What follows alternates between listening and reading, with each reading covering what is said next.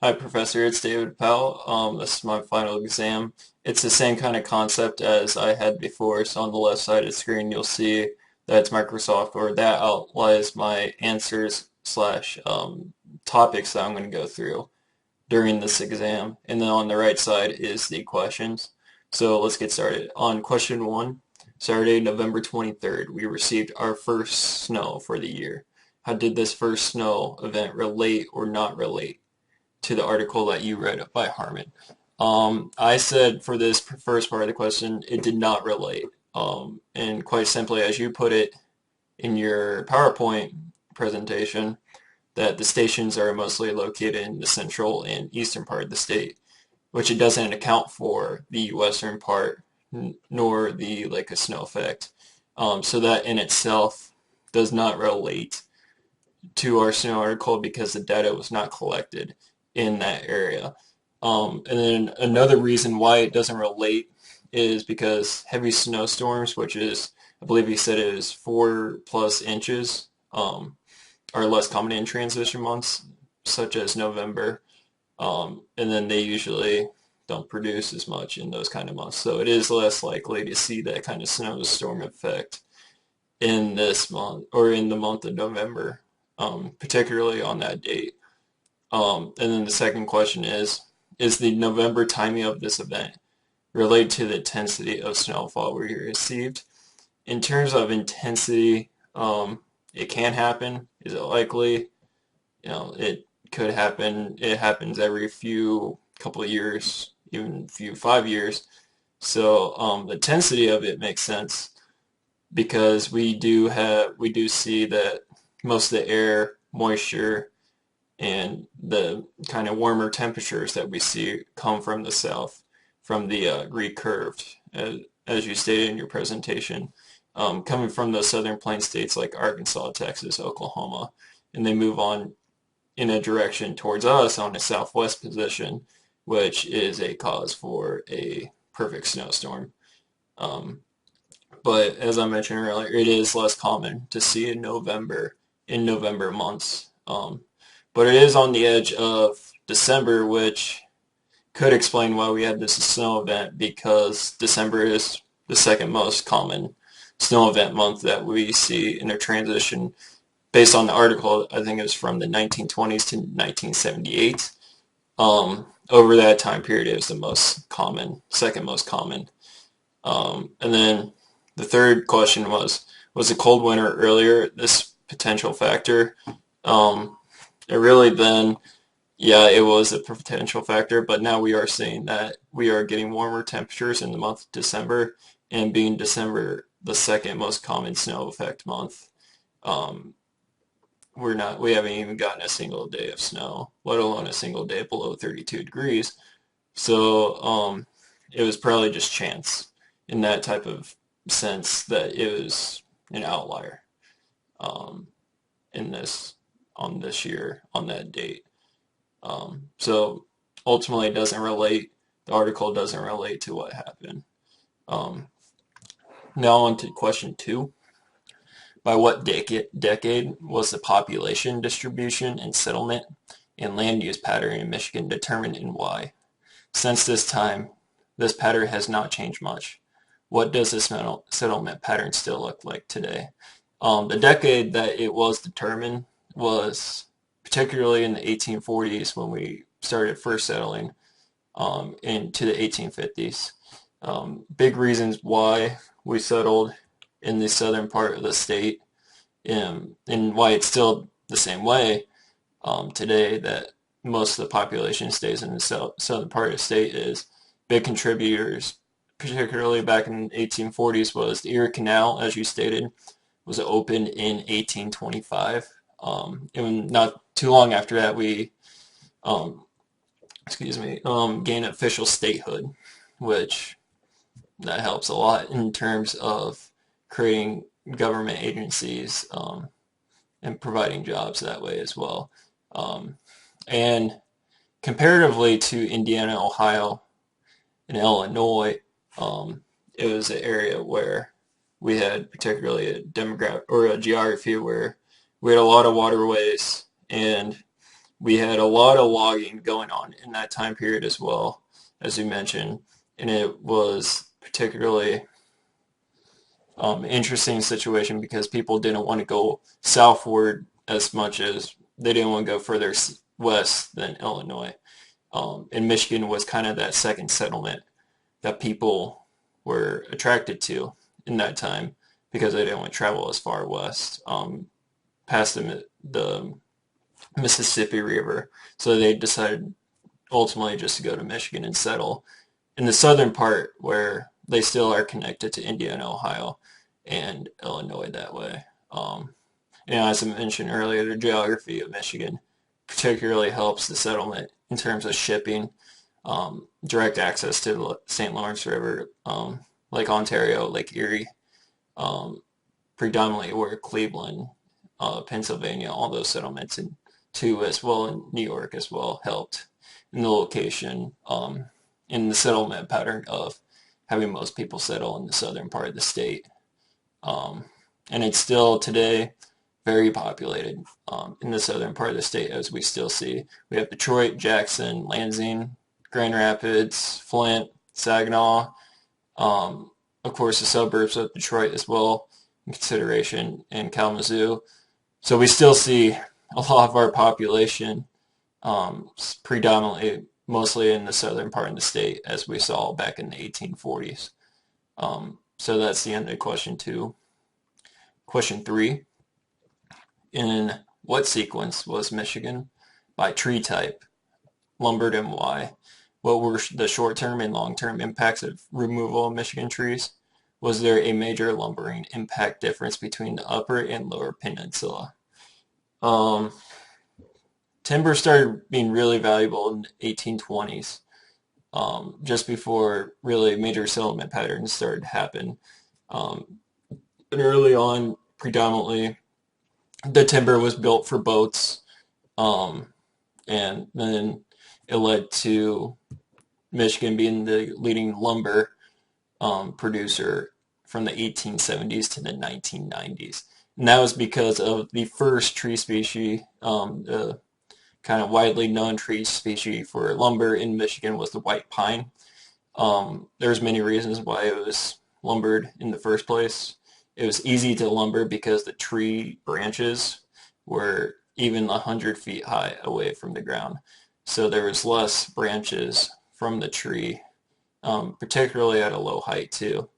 And then there are also enormous trees too by being 150 feet tall.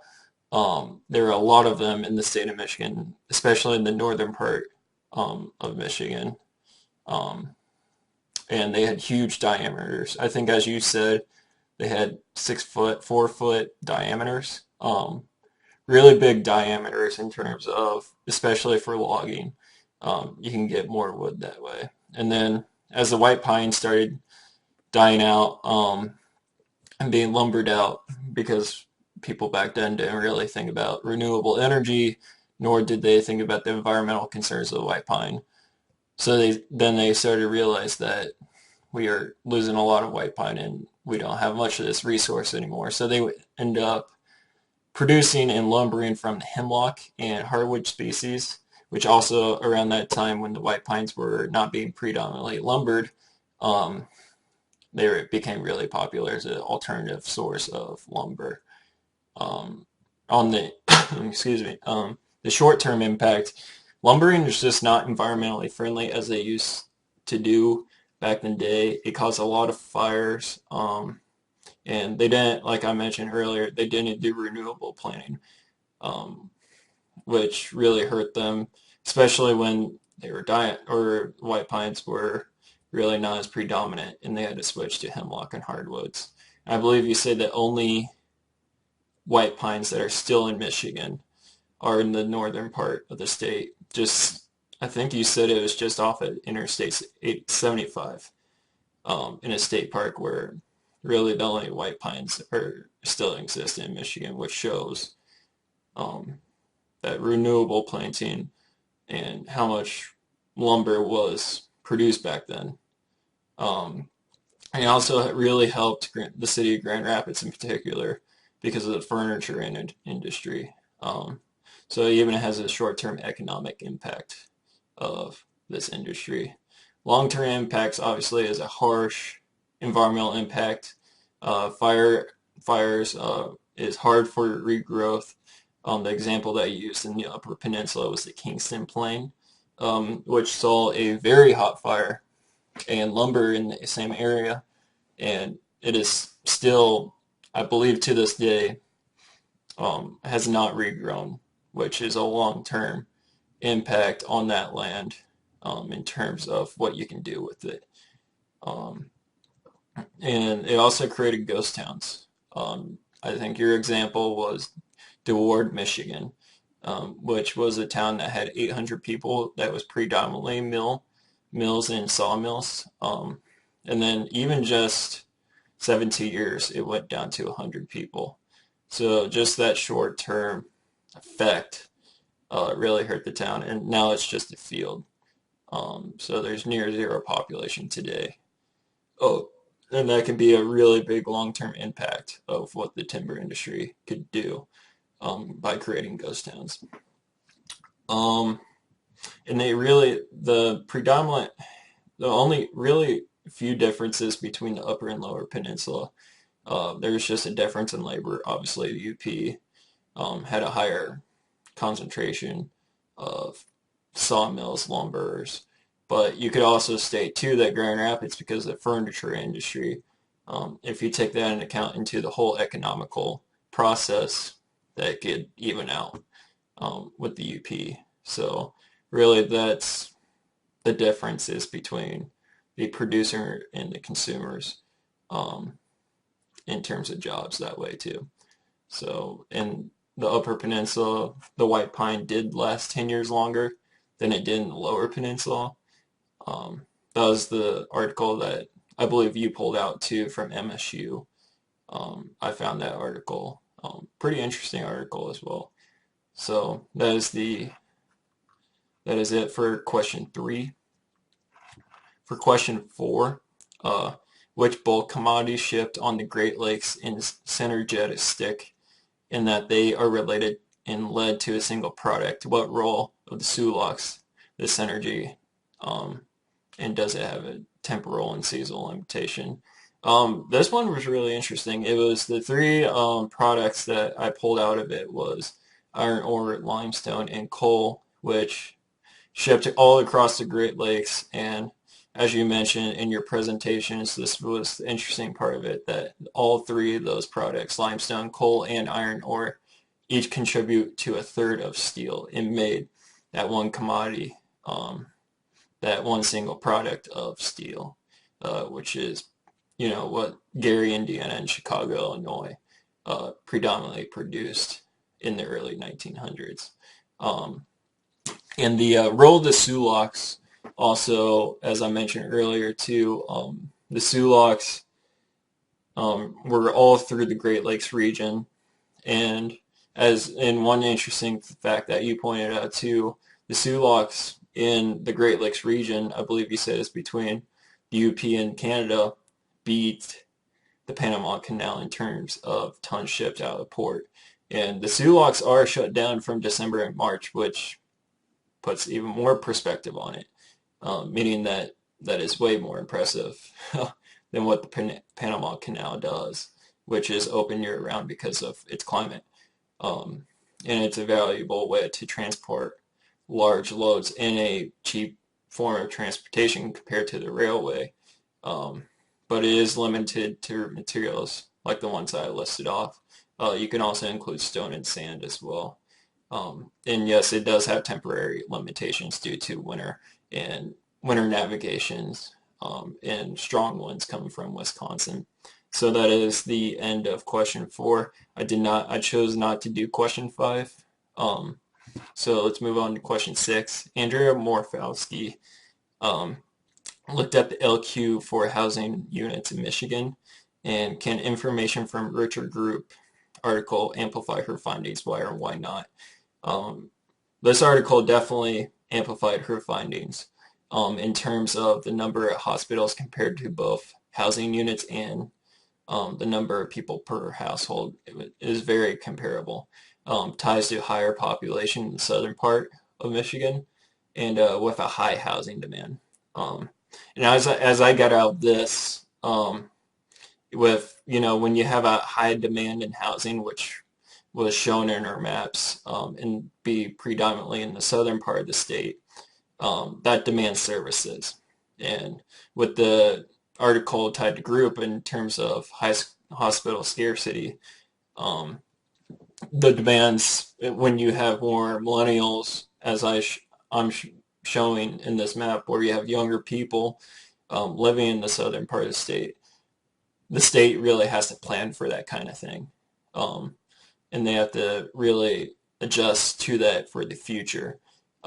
So that's kind of why I said that demand services, and where you see a older population, as I'm going to get to the next question, the older population in northeast part of Michigan, hospitals really aren't going to be as prevalent because you have an older population and they're eventually going to die out. So that's something that you also got to plan for too, in terms of not even just the demographics, but money as well. Um, and Michigan is a highly varied population, as you can see in this map too, just based on age.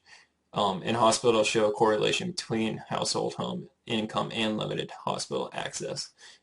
So that was a really just interesting comparison between hospitals and her map of housing units, and how correlated they are. Um, so let's move on to question 7. Question 7 was really interesting too, because I did not expect the answer to be the map that I showed on question 6. So the question is focusing on LQs of medium income discussed by Anne, Kevin, Garrett, Callie, and low birth weight by William, and low teen birth weights by Edamone, and information from chapter 34, and a common denominator that links all these variables, and explain the patterns of the lower eastern part of the peninsula. So as I mentioned, the common denominator was the answer that I said before. So the common denominator was age. There's a higher age group, or a lot older age group in the northeast part of the lower peninsula, which really explains a lot, because you can say low income to that could be explained through Social Security, retirement, just lower incomes through older demographics. But you can't really say it was a younger age too, because you saw a low number of teen births in that part of the area, and you also saw the lower number of low birth weights, which really explains why you can't really relate it to the younger type of population. So the common denominator is the older population tied to it. And it just explains in low birth weights, and also number of birth rates are another reason why, for a higher age population in northeast part of the UP or the lower peninsula. And that was just a really interesting comparison of just all the birth weights and the teen births in that area, and just the pattern of the older demographic being in that area, compared to incomes as well. And even if you look at the younger population isn't as prevalent in that area as well, which states too that, it could be, that's another reason why it backs those lower teen births and also the lower birth rates as well. So really that common denominator was, I believe, age, and just the pattern between the birth rates, and the birth weights, and income as well. So that is my final exam. Thank you for teaching this course this year. It's really interesting. I learned a lot from it, and I hope you have a good break. Thanks.